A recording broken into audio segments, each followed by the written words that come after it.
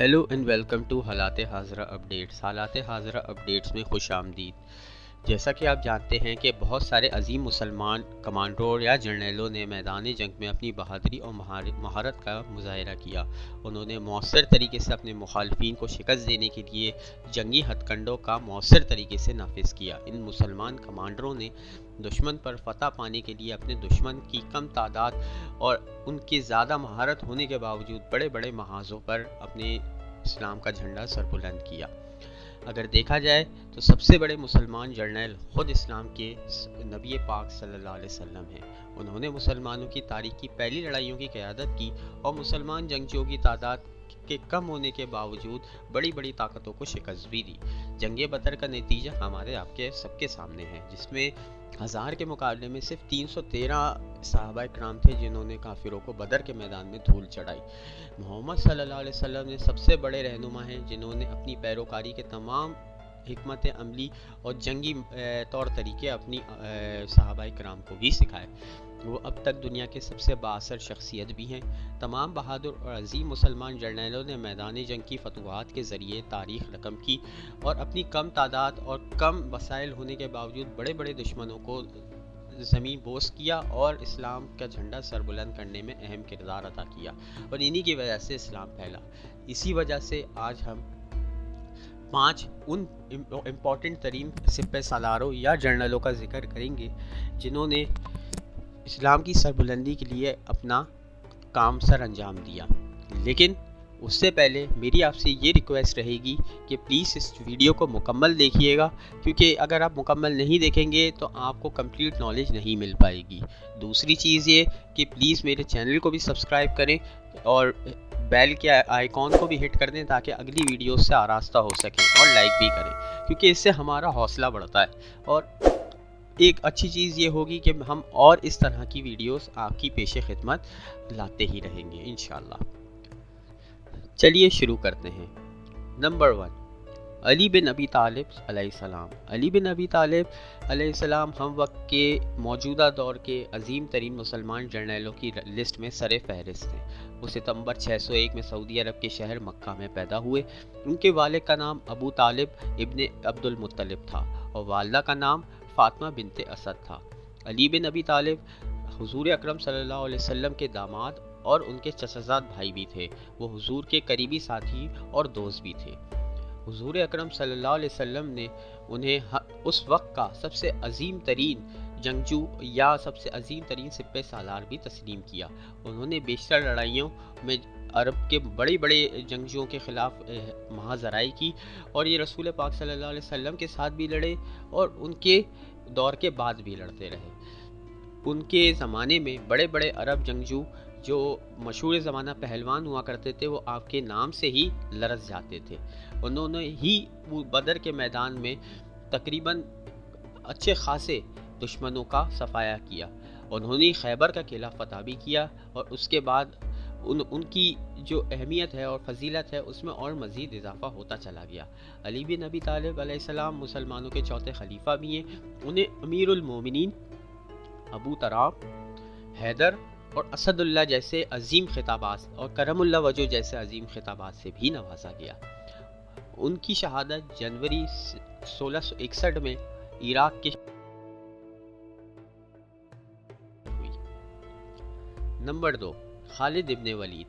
خالد بن ولید ایک بہت بڑے مسلمان کمانڈر اور جنگجو تھے۔ انہوں نے 100 سے زائد جنگوں میں حصہ لیا اور کبھی بھی میدان جنگ میں شکست نہیں کھائی۔ وہ خلیفہ اول، خلیفہ دوم کے زمانے میں بھی مسلمانوں کے کمانڈر رہے۔ 592 میں خالد بن ولید نے سعودی عرب کے شہر مکے میں پیدا ہوئے اور ان کا پورا نام خالد ابن ولید تھا۔ خالد بن ولید نے ردہ جنگ اور لیونٹ کے حکم دیا اور فتح کیا۔ حضور اکرم صلی اللہ علیہ وسلم نے انہیں سیف اللہ یعنی اللہ کی تلوار کا لقب بھی دیا۔ خالد ابن ولید کو دور دراز اور سخت علاقوں میں لڑنے کے لیے بھیجا گیا تھا۔ ان کے شام اور بازنطینی اور فلسطین جیسے بڑی طاقتوں سے بھی اپنی مخالف قوتوں کو شکست دی۔ خالد ابن ولید نے ہمیشہ اپنے دشمنوں کے حیران کر دیا۔ اس لحاظ سے کہ انہوں نے عراق کے شہر الحیرہ کو فتح کیا۔ خالد ابن ولید نے بازنطینی فوج کو شکست دے کر تقریباً 50,000 بازنطینی جنگجوؤں کو ذبح کیا۔ ان کی ہرکیولس کی 1.5 لاکھ فوج کے خلاف صرف 40,000 مسلمانوں کے جنگجو لڑے اور ان کو ذلیل خوار کیا۔ دریائے یرموک جنگ کو بھی فتح کرنے میں خالد ابن ولید کا بڑا اہم کردار تھا۔ خالد ابن ولید نے رومن سلطنت کو شکست دی اور اس کے بعد مزید جنگیں لڑتے رہے اور مسلمان کے دشمنوں کو کبھی آرام سے رہنے نہیں دیا۔ ان کا انتقال 642 میں شام کے شہر حمص میں ہوا۔ نمبر 3، طارق بن زیاد۔ طارق بن زیاد 670 ہجری میں اویٹ تفنا موجودہ جزائر میں پیدا ہوئے۔ وہ سب سے بڑے مسلمان جرنیل میں سے ایک تھے جنہوں نے کہا کہ کشتیاں جلا دو، کشتیاں جلا دو، اور ہمارے پاس واپسی کا کوئی راستہ نہیں۔ طارق بن زیاد نے اسپین کے جبرالٹر میں رومی سلطنت پر فتح کے لیے بہت مشہور ہیں۔ 711 میں انہوں نے اپنی چوتھی فوج کو سمندر میں داخل ہونے کے بعد کشتیاں جلانے کا بھی حکم دیا اور اپنی کشتیاں جلا دیں، اور یہاں تک کہ یہ جانتے ہوئے کہ ان کے پاس واپسی کا کوئی رخت سفر نہیں ہوگا اور ان کی فوج بنسبت اسپین کی فوج کے تھوڑی سی کمزور تھی، لیکن ان کی فتح اور جرأت کی وجہ سے ان کو یہ ایک خاص کمانڈر ہونے کا لقب حاصل ہوا۔ انہوں نے ساری کشتیاں جلوا دی اور یہ کہا کہ کوئی بھی واپس نہیں جائے گا جب تک کہ ہم اس کو فتح نہیں کر لیتے۔ طارق بن زیاد نے اسپین کے شاہ روڈک کے 1 لاکھ فوج کے خلاف سے 17,300 مسلمان جنگجوؤں کی قیادت کی اور اس بادشاہ کو شکست دی اور اس کو خود کیفر کردار تک پہنچانے میں اہم کردار بھی ادا کرتے رہے۔ نمبر 4، صلاح الدین ایوبی۔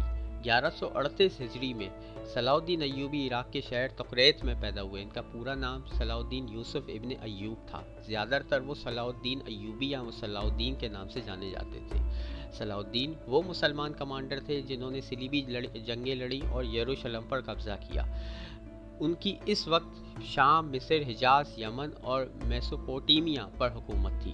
صلاح الدین نے صلیبی جنگوں کو جیتنے کے لیے یورپ کے مشترکہ فوجوں کو شکست دے کر یروشلم پر قبضہ کر لیا۔ ان کے رینالڈ ڈی چیٹون کو پکڑ لیا اور اسے ذاتی طور پر پھانسی دینے کی بھی سعادت حاصل کی۔ دنیا نے صلاح الدین سے زیادہ کامیاب حاصل کرنے والا کوئی اور نہیں دیکھا۔ وہ اصولوں کے آدمی تھے۔ ان کے دشمنوں نے بطور کمانڈر اور قائد ان کے کردار کی تعریف بھی کی۔ صلاح الدین بہت ہی مہربان رہنما اور کمانڈر تھے۔ ان سے کبھی کسی کو مایوسی نہیں ہوئی۔ ان کا 4 مارچ 1193 کو دمشق کے شہر شام میں انتقال ہو گیا۔ نمبر 5، محمود غزنوی۔ محمود غزنوی 2 نومبر 971 کو افغانستان کے شہر غزنی میں پیدا ہوئے۔ ان کا پورا نام یامین الدولہ ابو القاسم محمود ابن سنگیتین تھا۔ وہ ان مشہور ماہر مسلمان جرنیلوں میں سے تھے اور جنہوں نے اپنی پوری زندگی جنگوں میں گزاری اور کبھی شکست نہیں کھائی۔ محمود غزنوی مذہبی جوش سے بھرے ہوئے تھے۔ انہوں نے ہندو راجاؤں، مہاراجاؤں، جے پال، ترنوپال، اناٹ پال، کرماٹا فورسز کے خلاف لڑائی لڑی۔ تمام 17 بار انہوں نے اپنی جیت کا ڈنکا بجاتے رہے، یہاں تک کہ مشترکہ فوجوں نے بھی ان سے لڑائی کی اور جیت نہیں پائے۔ ان کے جنگ کی حکمت عملیاں ہمیشہ ان کے دشمنوں کو حیران کر دیتی تھیں۔ انہوں نے کرشنا جنم بھومی اور سومناتھ جیسے ہندوؤں کے مشہور مندروں کو تباہ کیا، جس سے 50,000 سے زائد افراد ہلاک ہوئے۔ یہ بتوں کو توڑنا اور ان کو بت شکن کہلانے کا بھی ان کو لقب حاصل ہوا۔ انہوں نے اپنی فوج فتح شدہ علاقوں میں کبھی بھی اپنے فوجیوں کے رحم و کرم پر نہیں چھوڑی۔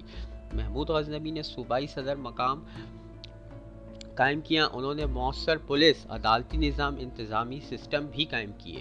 ان کا انتقال 30 اپریل 1030 کو افغانستان کے شہر غزنی میں ہی ہوا۔ اور ان کی ایک خصوصیت یہ بھی ہے کہ جب سومناتھ کے مندر میں سومناتھ کے جو پجاری تھے انہوں نے ان کو پیشکش کی کہ آپ اچھا خاصا سونا لے لیں اور سومناتھ کے وہ جو ان کا بت تھا اس کو نہ توڑیں، تو اس کے اوپر ان کا جواب جو تھا وہ ایک تاریخی جواب تھا جس کو کہا جاتا ہے کہ میں بت فروش نہیں، میں بت شکن کہلانا پسند کروں گا، اور انہوں نے ایک ہی اپنے وار سے اس کو پاش کر دیا۔ تو میرے بھائیوں اور بہنوں، آپ نے ویڈیو دیکھی، مجھے امید ہے کہ آپ کو یہ ویڈیو بہت اچھی لگی ہوگی۔ تو اگر آپ کو اچھی لگی ہے تو پلیز اس کو سبسکرائب کریں، اس چینل کو، ہماری ہمت بڑھائیں۔ لائک کریں اس ویڈیو کو اور نوٹیفائی کریں ہمیں رنگ کے بٹن کو دبا کر. تو انشاءاللہ آپ سے اگلی ویڈیو میں ملاقات ہوتی ہے. جب تک اپنا خیال رکھیے گا. اللہ حافظ.